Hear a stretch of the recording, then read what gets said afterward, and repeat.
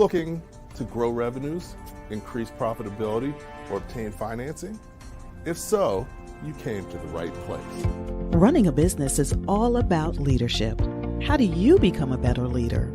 Learn from the successful entrepreneurs and business owners how to lead your organization more effectively. That's why we created Leadership Live at 8:05, Talking Small Business, to help you succeed with your host, Andrew Frazier, Business Growth Pro and CFO and founder of the Small Business Pro University. Every Tuesday evening at 8 p.m. Eastern, we're joined by experienced entrepreneurs and business owners who share their secrets to success via Livestream.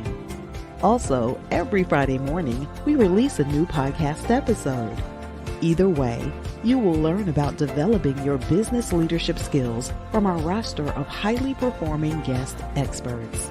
Leadership Live is one of the many valuable resources provided through the Small Business Pro University, empowering business owners to learn, profit, and grow. Find out more at sbpru.com.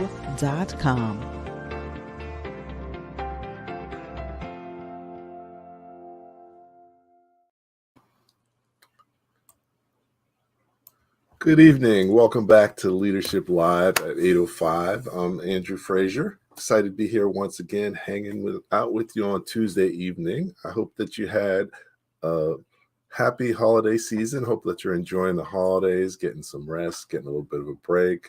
Those of you who celebrate Christmas, I hope you enjoyed it as well. And looking forward to a great new year in 2023. We're back here again, just trying to get us prepared to have a great year in 2023. And at the end of the day, the most important thing you can do as a business owner is market and sell your products and services successfully. So that's really what we're going to focus on even more so this year than before. And last week we had a great session with Bohensky, and really just scratch the surface of some key things that you really need to do, to know and do to be a successful business owner. So I invite him back again to continue our conversation and really talking about how to accelerate your sales growth without a salesperson.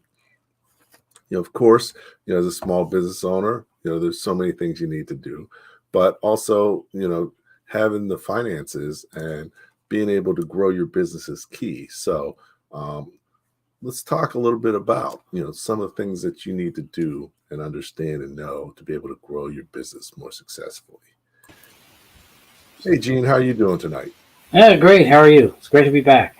Excellent. Glad to be back again, hanging out, talking small business, and really talk about some things that could be extremely valuable for people. So, right. Welcoming everybody back again.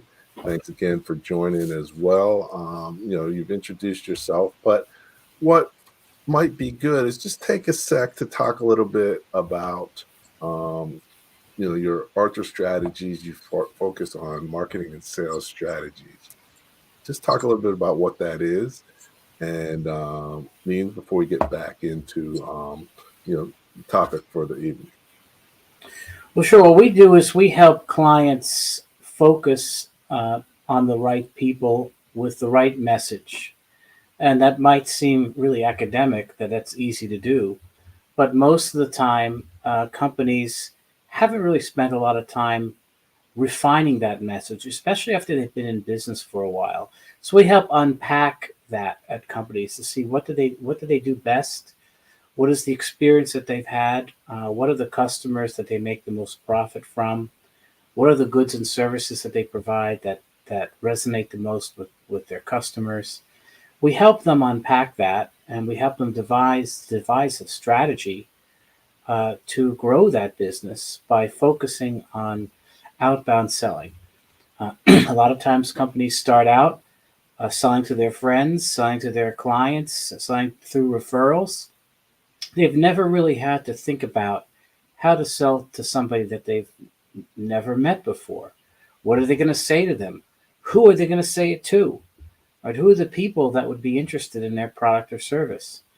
A lot of times those questions haven't really been properly answered to the degree that you can actually go out and build a list of target people and then figure out a way how you're going to message them with your product or service that actually leads to sales, right? Profitable sales, right? And a lot of small business owners, that's what they really need help to do that, especially before they hire someone as a salesperson. As we spoke last week, it's clear if you're not ready for a salesperson, if you hire somebody, they're very costly to actually get on board, and there's a high rate of failure. There's a great chance that without doing a lot of the legwork, you're going to give that salesperson the keys, and they're not going to do very much with them, right? Okay, so yeah, definitely. I mean,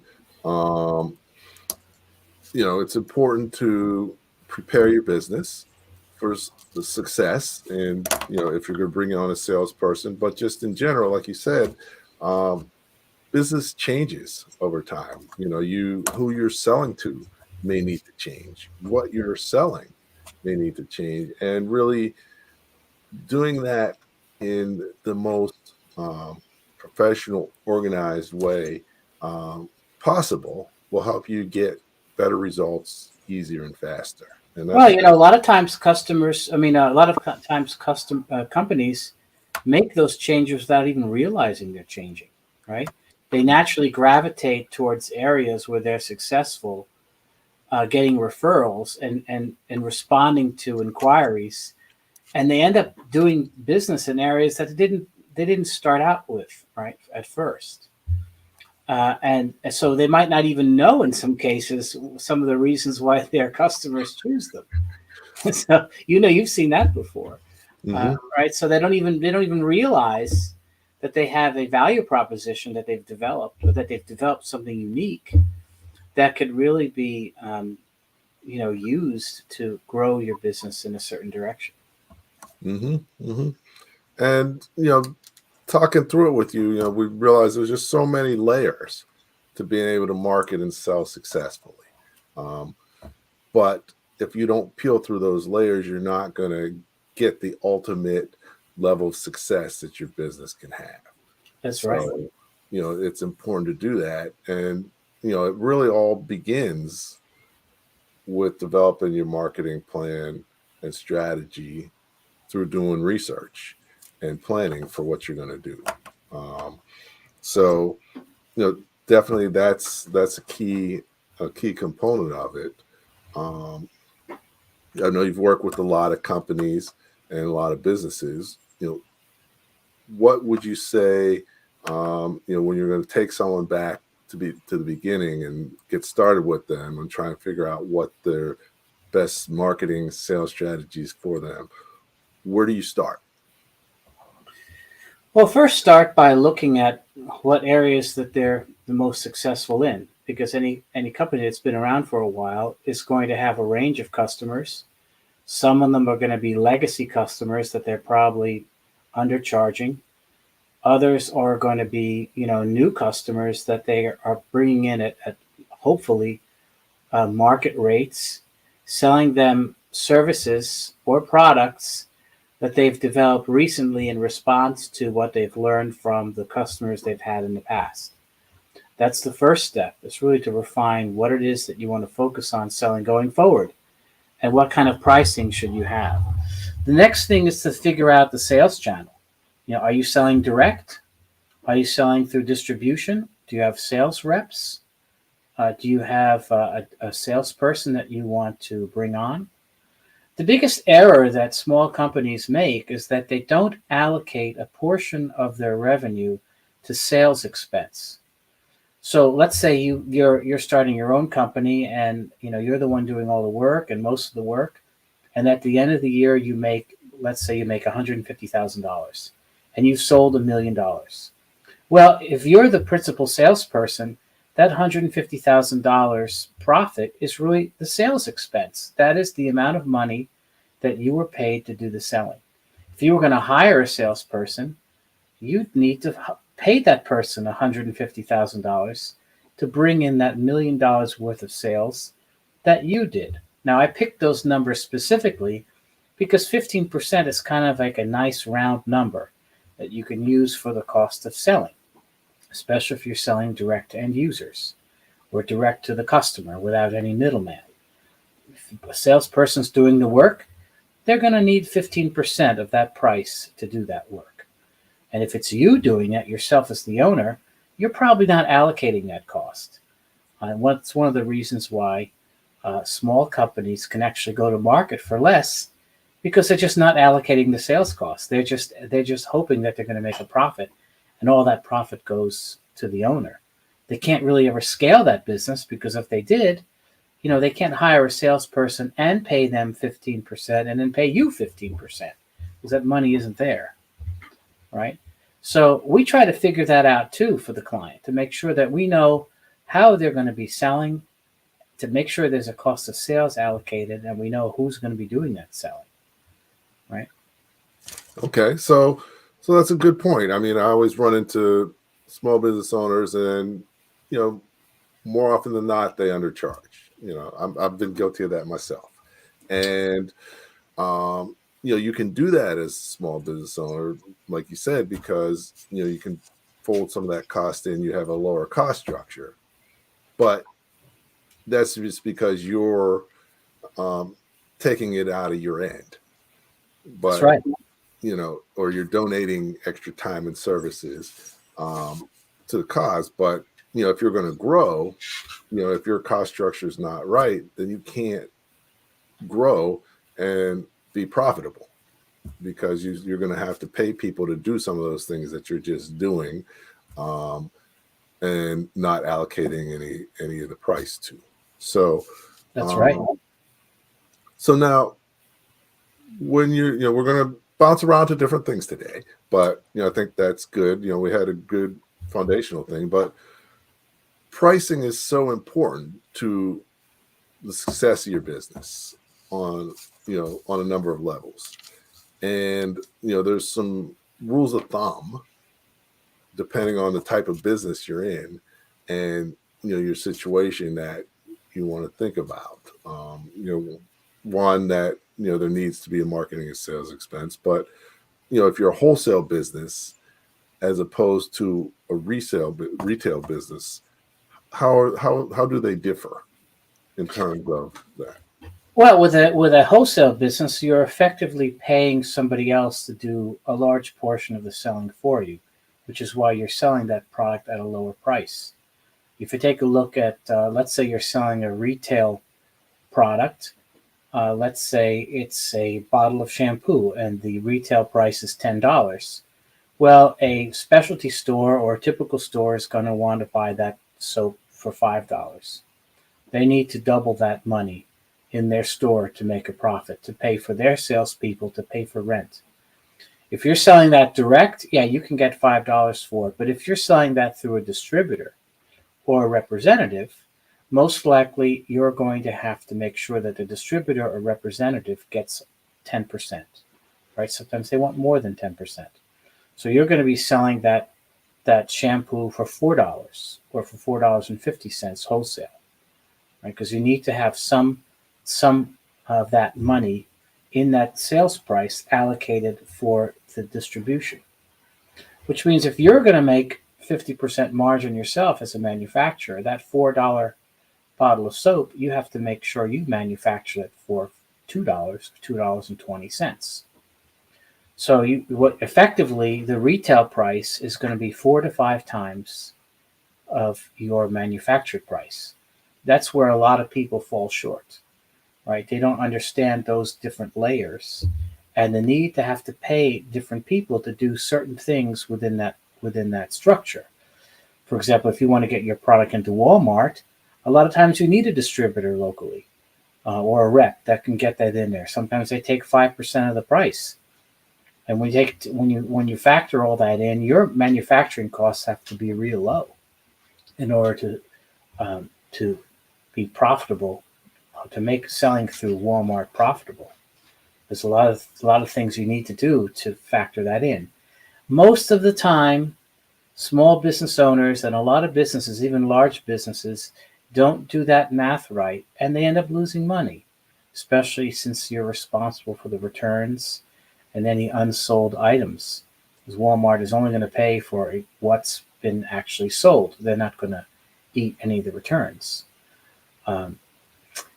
So typically, when you're dealing with a distribution business, typically you would allocate, let's say, 5% for your own salesperson. So if you're going to do 15% for a direct salesperson, you might allocate 5% or 4% for a salesperson internally to deal with reps and distributors. That means one person has to be responsible for $3 to $4 or $5 million worth of sales through a distributor, versus if that salesperson was selling direct, maybe $1 million worth of sales if they're getting 15 or 20% allocated to them. That's typically, and that means the numbers are pretty big. Just think about that, 150,000. If you want a decent salesperson, that's about what it costs. You don't need to pay that all up front, but those sales, if you want a really good salesperson, that's kind of like where they start, right? They might deal with $100K or a $90K base salary, but they want to make sure that they can meet those bonus checks. They're not selling for you for the base salary. They want to make that bonus, and you got to make sure that your plan and your sales approach is going to allow them to make that bonus for them to be successful. Otherwise, I think we mentioned before, if they're good, they're going to be quitting on you, because if they can't make that bonus like it's expected, they're going to look for someone or another place where they can. Okay. So cool. So yeah, no, definitely, you've got, different pricing strategies from different places. We talked you were talking more about product businesses, but service businesses as well require a lot, of marketing and sales expense. I mean, I'm in the service business, depending on where you are, you may be spending 3 or 4 hours for every 1 hour you bill, especially early on in the cycle. So, you're eating those yourself. But if you're going to hire someone to sell for you, you're going to have to pay them, and that it should be reflected in your billing, because if you're going to grow, you're going to need to have a sales cost in it. And for service businesses, how does that differ, and what are some rules of thumb, or what should people be thinking about in terms of their pricing, and how much marketing and sales expense should be attributed? Well, I mean, you need to. I would say a minimum of 20% of your revenue on a service business. If you're an individual consultant, you need to be spending half of your time selling. That means if you want to bill 20 hours, you need to sell for 20 hours. I remember a lawyer friend of mine said they expected her to bill 40 hours. That also meant they expected her to sell 40 hours, right? Which means that she was working 80 hours a week. And that's what the expectation is if you're going to bill 40 hours. So that's that kind of like you have to spend a lot of time on sales and business development. In general, people would rather not do that work, right? Most of the people who are consultants and specialists and service providers would much rather do the work than sell the work. And then you always get into the consultant's conundrum, where you go and sell, you get a whole bunch of work, the work runs out, and you got to start from scratch and do your selling again. That's why it's so important to productize your services so that other people can sell them, and they're also more profitable. So you're not doing hourly work anymore. So for example, if you can put together like some kind of bookkeeping package that is, let's say, $1,000 a month, and you're allocating a certain amount of time, that is less time, where the hourly rate is actually higher than what a consultant would actually make, and you bundle services so your profit is higher, then there's more room for you to pay somebody to sell those services. That's really the only way to do it. You can never pay somebody to sell your hourly services unless the hourly service is so high that you can afford that. And sometimes specialists are $300 to $600 an hour. That's a different story. But for most of the type of sales and marketing, advertising, bookkeeping, even accounting, it's very difficult to scale those services unless you're selling, productized services that allow for more profit to be made. But that goes to the idea of how hard it is to actually sell and get new clients. Most people forget how hard it is. Even if you're successful and most of it is on referral, getting yourself in a mode where you're actually going out to customers with a message to people who don't know you, right, to have no relationship with you, and then bringing those into becoming new clients, that's a lot harder to do. And it requires that you have, your message honed, you have your pricing honed, you have a strategy, and how much work it's going to take to get certain results that you expect. Okay. So definitely, you talk about it. It's a lot more work and a lot more time consuming and challenging, and needs more and different skills than you would think it would to be able to do that successfully. So now, given that, a lot of people are like, well, how can I get help? And, one of the first things people say, let me hire a salesperson. But like we talked about, salesperson can be hit or miss. And, if you haven't done your work to be prepared for a salesperson, they're not going to be successful. So what else can you do to get help? You can do leads. They talk about, lead generation. I think everybody and their mother is selling lead generation services. What is that? And, is that a good thing? And what should you be careful of? I mean, definitely you need leads, but, how does that work? Well, lead, first we have to talk again of what a lead is. A lead is somebody that has expressed interest in your product or service and has the capability and ability to actually buy it and use it. That means they have interest, they have a need, and they have the money to buy your product or service. That's a lead. A lot of lead generation companies, what they give you isn't really what I would consider a lead. A lot of people, you can get lead lists from trade shows, right? Let's get a whole list of leads from everybody who attended, the heating show, or the landscaper show. Well, a list of attendees are not leads. Those are potential leads. Those are targets. Maybe they're not even targets. A target is someone who you think could be a lead.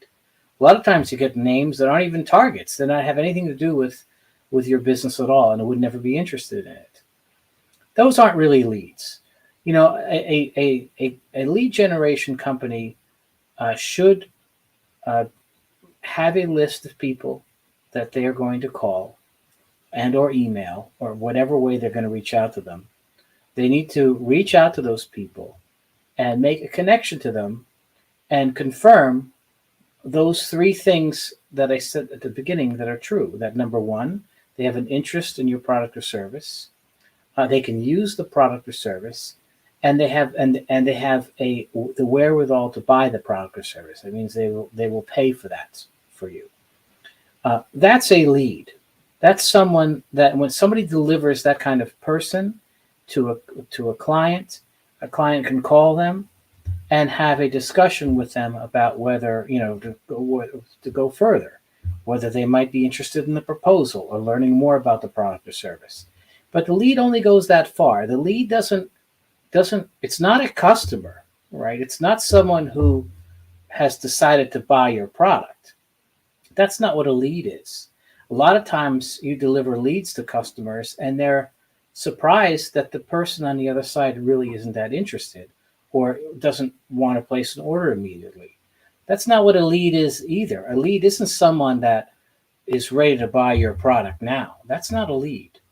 A lead is someone that has expressed interest, has the wherewithal to buy the product or service, and we'd like to talk to you further about that. And that's the hardest part of getting those people, because in my experience, you could start out with a list of 1,000 people, right? You end up only contacting 200 of them because people are hard to get a hold of. You get 20 of them who agree to have some sort of further conversation with the client, and maybe 2 of them become customers. So out of 1,000, it goes down to 2.2%, right? Although people don't realize that's a lot of people that you got to start out with, right? But remember, you're cold calling them. The contact is cold. You have no idea if they have a need. You have no idea whether they're interested, whether they're even the right person. And this is even after you've done a lot of research to find the right titles, the right companies, the right industries. Even then, right, you still have a lot of those people that might not be interested, or not today, or they made the investment before. They don't really need the service right now. Right. So the numbers are a lot. That's a lot of work on the front end. This is really why most companies don't do that work, to be honest with you. They try to do that work maybe once or twice or 3 times a year. They make 20, 30 phone calls. They get nowhere, and then they're discouraged and they stop it, right? And that's what happens most of the time. And it's also because most of the people who do that on the side, whether they're salespeople, maybe the owner, or maybe the owner hires somebody else to make those calls on the side, and they're not really trained to do it. They don't really want to do it because no one really likes making those calls, except for the certain small amount of people that love it, which they do exist. So if you have someone who's not suited to make those calls, and they're only going to make 20 or 30 calls, then you're just not going to be very good at getting anybody who's interested. It's just very, very difficult to do. So it's a lot of work up front to get somebody that is interested on the bottom. And that's kind of what a lead is, what I would consider a lead to be. A lot of companies, I will warn you that there's a lot of lead generation companies which will kind of like do hard selling, and will give you leads, and they'll be junk leads. They'll try to like coerce somebody on the other side to be interested, or try to get somebody to convince you to have a meeting with someone when they really have no interest.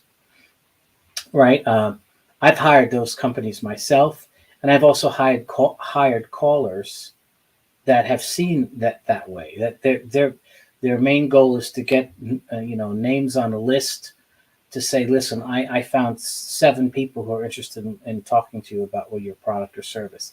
That's not a lead either. A lead is when somebody has a real conversation with that person on the other side, and the person really does have an interest to learn more about your product or service. That's what a lead is. Okay. So, of course, it's hard work and takes a lot, but there's ways that you can get to that stage faster and easier sometimes. One of the things they say is, as a small business owner, you're your most effective salesperson. Because a lot of times people are buying you, so it's easier for them to identify when they're talking to you, so they can know, like, and trust you. But you take advantage of opportunities for warm leads. That's where networking and relationships come in. Well, everybody, I used to have somebody on one of my business owner boards. Mm-hmm. He made it a habit that every day he made 5 outgoing calls to people he didn't know, or people that he met someplace and didn't really go anywhere. He made 5 a day. He took out 15 minutes to make 5 dials. And he got a lot of work that way over the years. It's uncomfortable work. Mm-hmm. But I mean, the first thing a business owner can do is to start with the people that he already has on his list that he's talked to before. I mean, there's money there. Right? Most of the people have not exhausted those warm leads, and a lot of times the reason is because when you get busy, you forget about doing that. And this is what's critical. If you're going to build your business that is going to have sustainable growth, you need to be doing outbound sales activities all the time, even when you don't need it, right? You need to have somebody follow up on all those people, or you as the owner needs to follow up on those people on a regular basis to make sure that you always have somebody you have people in the pipeline. You have people who are getting closer to doing business with you, that are following that sales funnel down, that you're going to get people who are interested in you. If you've exhausted all that, that's when you can hire a company like us. What we're going to do is sit down with you and research your product, your customers, talk to you about who your targets are. Then based on our research, we're going to go find out and build a list of clients, potential customers, and we're going to devise a couple of strategies to reach them all. And there we're going to work closely with the business owner to make sure that they help us identify which ones are really important to hit, right? Because sometimes you can look at a list of 200 names and say, oh, that one's going to be good, that one's going to be good, that one's going to be good. And in some cases, those are the people the business owners need to call themselves and say, hey, listen, my assistant, reached out to you last week. I just want to make sure that I follow up and answer any of your questions. Sales on our kind of level. It's not it's a conversation. Nobody wants to be hard sold into anything, right? No one wants to buy something they're not interested in. And so all the conversations have to be positive conversations that the customers can learn something from, that make them interested in what you have to say, right? So that they have a motivation to actually talk to you and learn something from you. Right? You have to have something to offer them. Even in the phone call, you have to be offering something to them for that conversation. And then you find out in the conversation whether it's a fit or not. It's okay if it doesn't fit, if it's not the right person. Take them off the list. Okay. So, definitely, it is a conversation.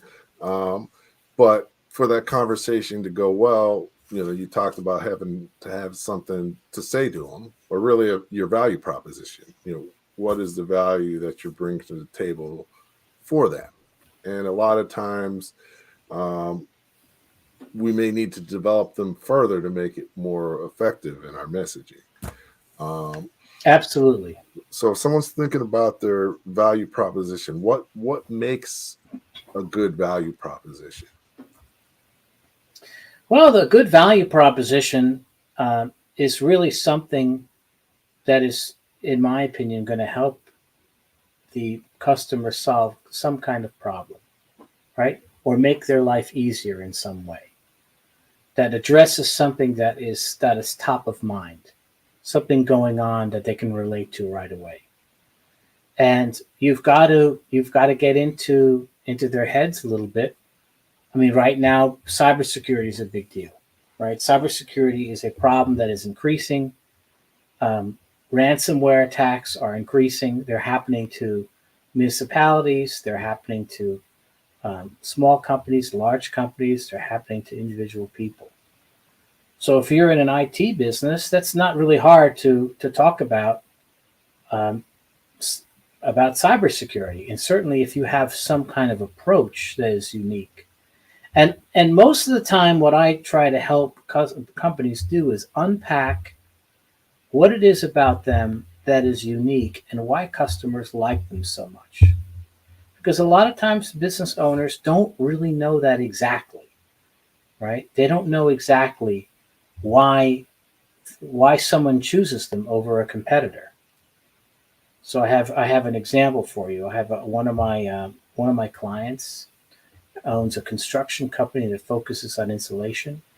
If you go to their website, they have so much information on how meticulous they complete their jobs and the process of how that insulation job becomes, is always a success. And, when somebody goes to their site and goes to talk to that company, you immediately get the feeling of competence. You immediately get the feeling they know what they're doing. If your house has an issue with insulation and it's drafty or cold, you know that once you talk to them, that problem is probably going to be solved, right? So, part of that proposition is is using that knowledge. Now that you know how customers see you, you could now formulate your messaging around the strengths that you know you have. Whereas in the past, you would have just said, "Oh, we're just an insulation contractor, and we use this type of insulation. Give us a call. We'll give you a quote." Right? You can go one step further. You can say, "Well, we guarantee the comfort of your home by our methods that we've developed to make sure we solve any of the insulation problems that we find when we go to your house." Right? You elevate the conversation to really what you're doing when you're elevating the conversation is that you're heading off all of the possible customer objections. You're taking care of them in advance, right? You're able to talk about your product or service that puts the customer at ease and answers their questions inside their head that they're having, right? And while you're doing that in that conversation, you're building confidence and you're building competence with that customer. And so they're going to see you as a leader. They're going to see you as someone that's probably going to do a good job. And they're going to want to talk to you further about doing the work, whether it's a consumer or another business. Okay. So really being able to communicate it. And of course, nowadays you don't have a lot of time to communicate. So you've got to do it quickly. And that's where the magic comes in. You got to figure out if you're going to make a phone call, you got to figure out how you're going to attract someone's attention with the first line. Mm-hmm. And, one way that, I found, doing different selling training and working with people, is it's important to create the need, as what they say, is really just help them and you to identify the need, want, or desire that they have. So, before you try and tell them the solution that you have for them, you want it to be clear what that solution is to. So that, first, is that a need that they have? And then once I identify that is a need that they have, then, they're more open to hearing your solution. I think, a lot of times we talk to and sell based on what we want to say, rather than what the customer wants and needs to hear. And many times we're not successful because of that. So, thinking from a customer central standpoint is really important. I agree with that. I would say that is really the key. That's why in many cases you might want to ask your customers first what they think about you, and figure that out. I mean, I always try to look at that first when I listen to a business owner talk about what they do. First thing I think to myself is, how is the customer going to care about this? Do they care about this? Anything that the customer isn't going to care about has to be taken out. Mm-hmm. Right? Because customers just don't care about certain things. Yeah. And they have something going on in their head that they need addressed. Yeah. Whether it's cybersecurity or insulation or anything that you have an issue with that your business helps with, whether you're an electrical contractor or an HVAC contractor, whether you're a bookkeeper, whether you're trying to help business owners with their QuickBooks Online, and all the challenges that business owners have with that, right? If you're calling a business owner up and you're selling a QuickBooks Online service, right, you should have some idea of what their most likely biggest challenges are. And immediately start talking about them. Ask them questions and get them to talk about their issues first before you even say anything. I mean, I used to do this in sales when I was in technical sales.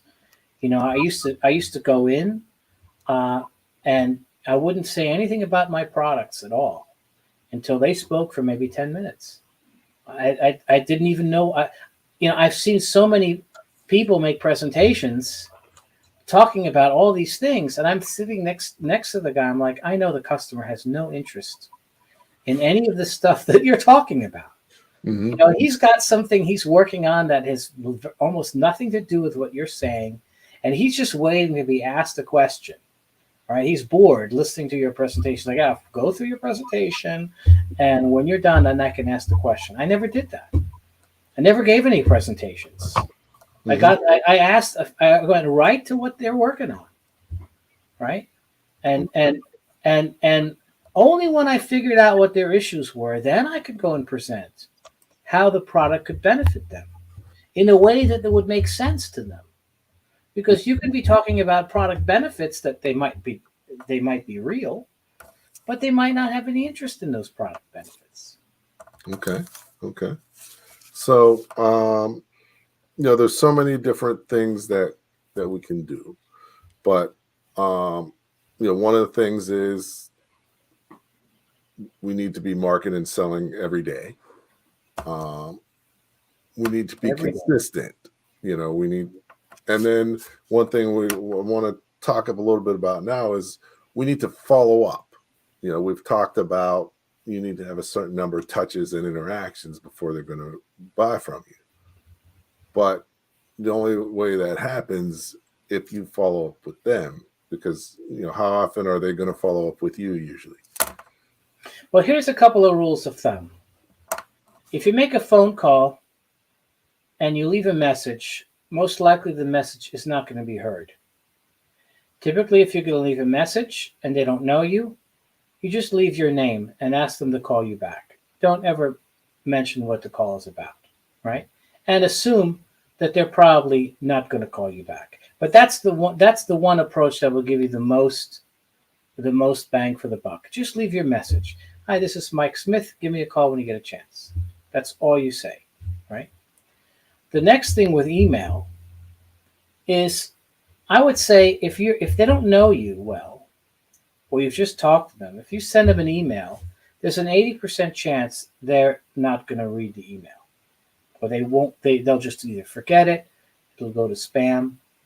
It's the number one excuse. I sent them an email. I never heard back.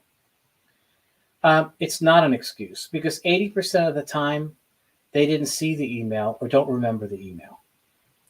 So whenever you're doing any kind of outreach and you're following up with anything, or you are forced to follow up with anything, if you sent them a quote or a proposal, you've asked them a question, the first thing you do when you send an email is you call them to ask them whether they received the email. You don't have to call to follow up on the email.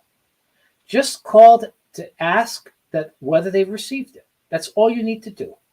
That might lead into a question right away, the question that you've wanted to hear, right? That might lead into a conversation. Or it might be, oh, thanks for reminding me, I didn't get to it yet, right? In either way, it invites another phone call and another conversation down the line. So whenever you send an email out, follow up with that call, right, to make sure that they got the email. It's the same thing with any type of message. If you're messaging on LinkedIn, LinkedIn is interesting because if you're a salesperson and you're using LinkedIn, you probably have the app on your phone. It's probably on your computer. If you get a LinkedIn message, most likely you're getting that message right away. That's not necessarily the case for your clients. Your clients might be checking LinkedIn once a week or once a month.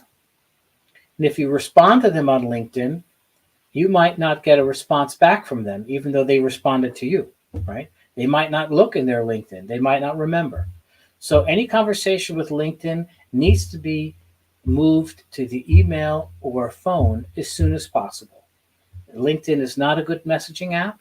And most of the time, in my experience, conversations go to die on LinkedIn.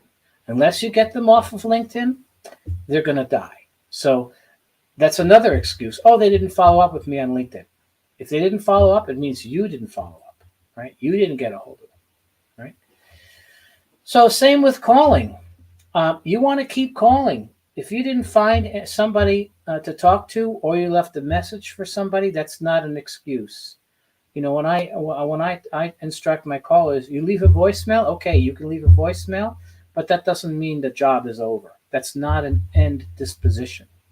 It's not an end disposition until you've talked to the person and they have told you that they're not interested. They have to tell you they're not interested, or you have to ascertain that there's no demand or interest for your product or service before you can take them off the list.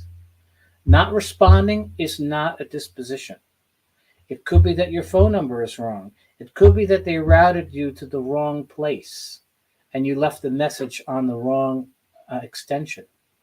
It could be that that the extension rang and rang and rang and it was the wrong one. Never assume it got to the right place unless you've talked to somebody, right? If you really need to get a hold of somebody, call somebody else in the company and continue to ask to speak with that person. Especially if it's something important like following up on the quote. If it's a company that you're dealing with and they've asked you, or you've given them a quote for a product or service, most likely they need that quote and they need that product or service. And you need to make sure you follow up with them to make sure that they saw the quote. I can tell you how many times in my career that I've sent out quotes or I've heard of quotes being sent out and the customers never got it. And months went by and until somebody called them back. And they're like, oh, no one ever got back to me. We needed that product. What happened? Right? If you are in a position where you're quoting somebody or you've been asked to give them information, it is your responsibility in a short order to make sure that they received the information and that they understood what you sent to them. And there's no excuses if that doesn't happen, not for yourself or for your sales team. I sound rather strict, but I'll just give you another example. I have one of my clients who's a contractor, and we have a way of getting contractors really onto a lot of large contractors' bidders lists. And we have a series of messages, and we found out we had the numbers. 80% weren't responding. They were interested, the information was given to them, and there was no response. So I explained to the client, give them a call. Find the phone number at their office and give them a call. Now, here's where things fall down. I don't have their phone number. Get their phone number. Find it. Find it on Google, right? If you only get the receptionist, call the receptionist and say, listen, I'm trying to get a hold of Mike Smith. He requested a quote from me. I'm supposed to give him some information, but I haven't been able to get a hold of him. There isn't any gatekeeper that's going to stop that kind of request, right?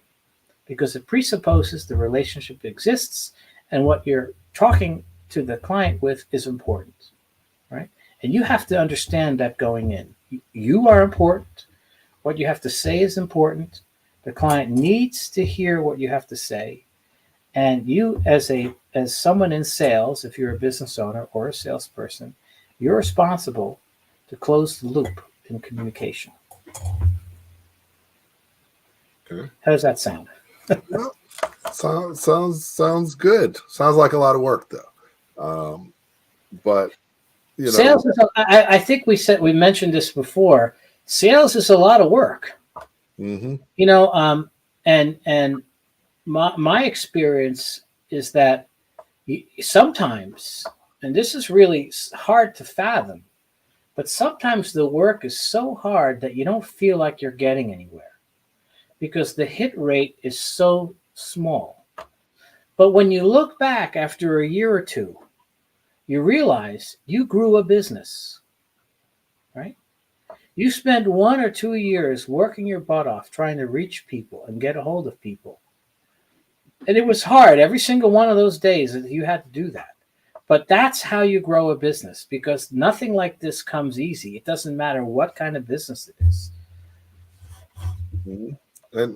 And also, it makes it a little easier when you think of it. Earlier you talked about, you reach out to 2,000 people or 1,000 people, and maybe 2 of them are good leads. So if you've got someone close enough to that stage, rather than reaching out to 1,000 more people to get another person to that stage, it's worth making those extra couple calls. Oh my gosh, you don't realize how valuable leads are that have some degree of warmth to them.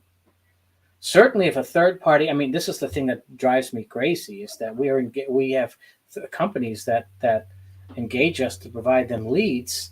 We spend, maybe 10, 20 hours worth of calling to get one lead, and then they don't call them back.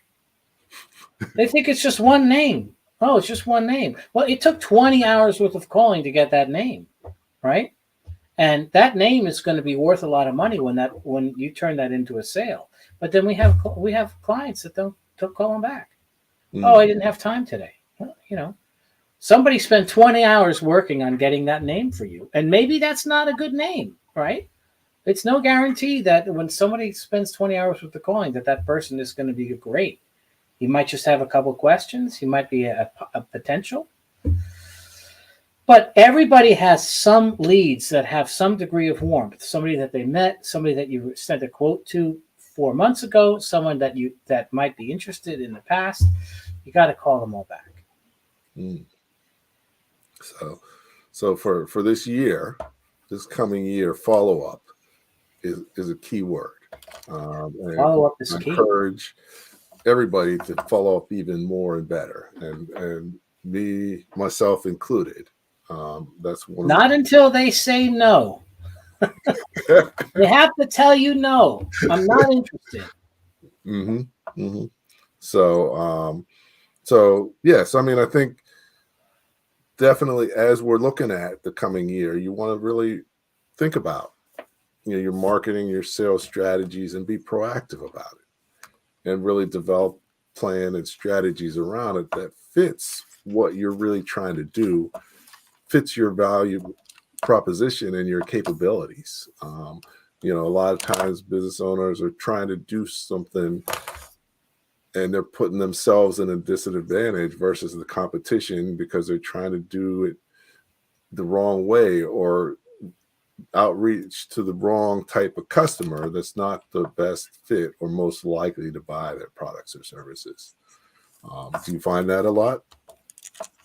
Yes, I do. A lot of times that can be rectified by doing an analysis by customer type to find out which ones you're actually making money on. I had a client, a construction client that had some residential business and some commercial business, and he realized, per hour he was making something like 4 times more on this very specific commercial business. And I said, well, maybe you ought to just focus on that because that there's even more of that out there than the residential business. And so that was kind of an aha moment because he never really did the analysis because he felt, well, all work is work, right? He felt when he was busy, he was making money.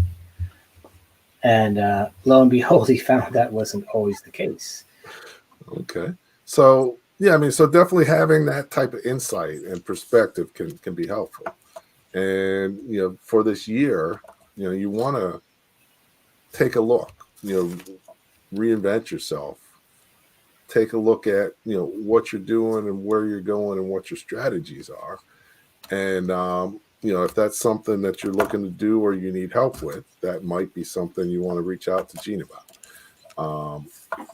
I'd be glad to help. One thing I will say to give everyone a pep talk, everyone knows there's some dark clouds on the horizon with the economy. But I always say for people who are on our level of business, small and medium-sized businesses, if we hunker down and focus on what we do best, we can grow market share, right? And we can do better in these times than in times that are booming. So I would say never be swayed by any of the news, any of the thing that's negative. You focus on making it happen and following up on those quotes and following up on your leads and getting outside help to help you. I'm a big fan. My other part of my business is a business coach. Find a business coach that you trust.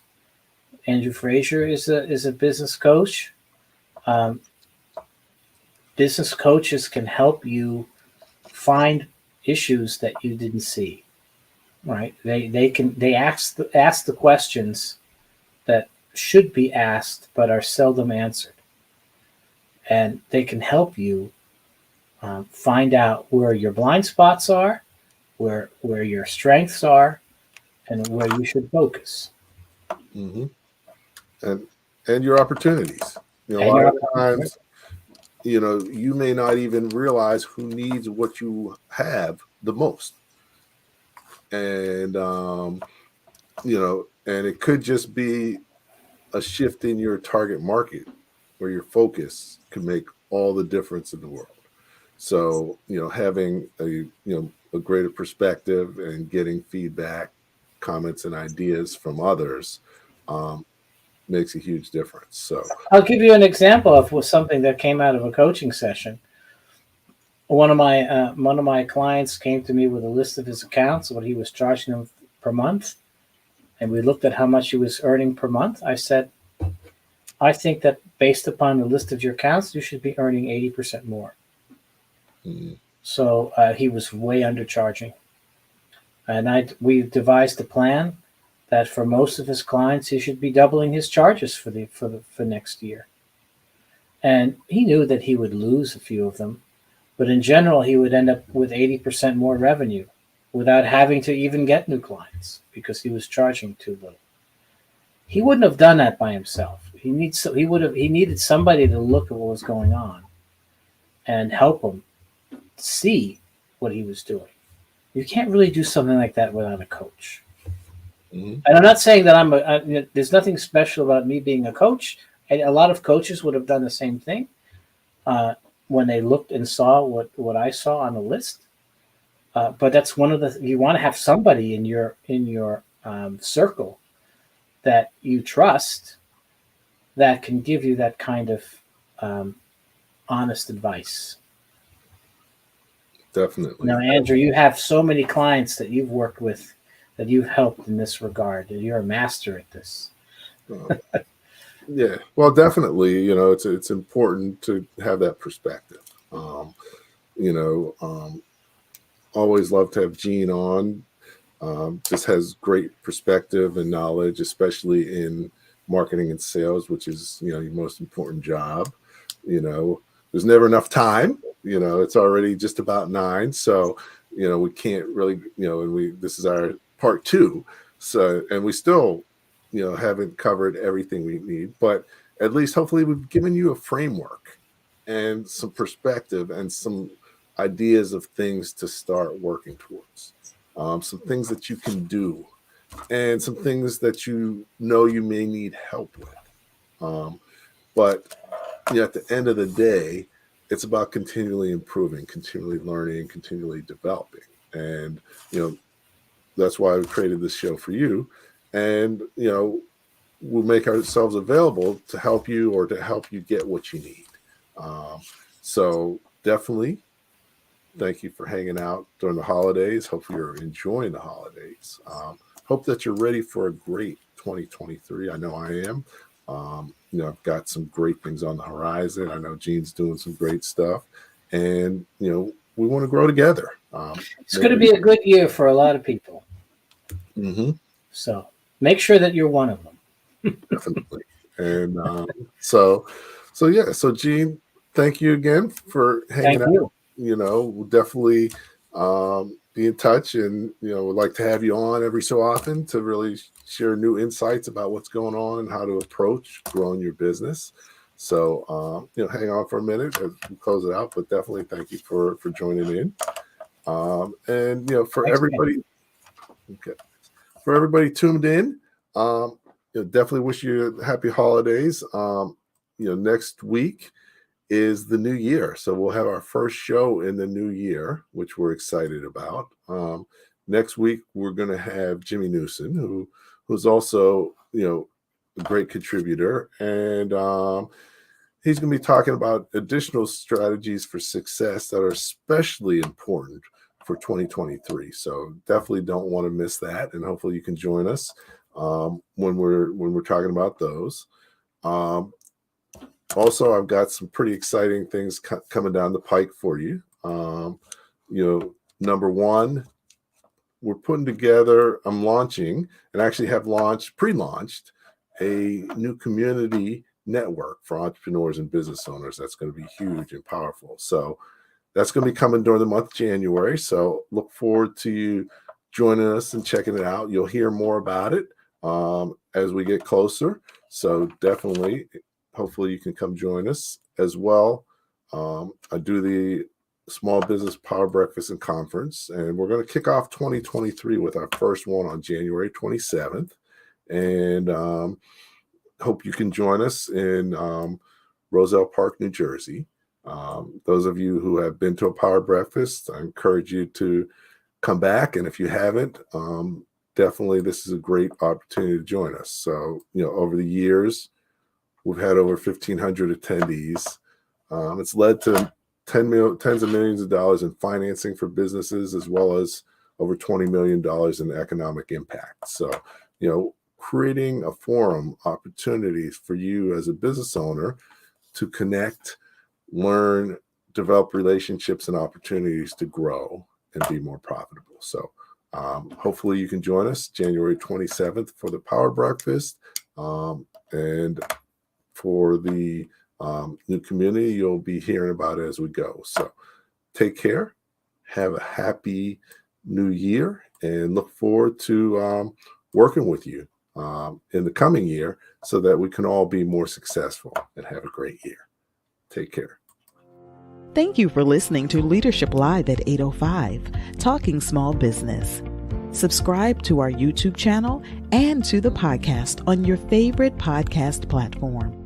Leadership Live is one of the many valuable resources provided through the Small Business Pro University, empowering business owners to learn, profit, and grow. Find out more at sbpro.u.com.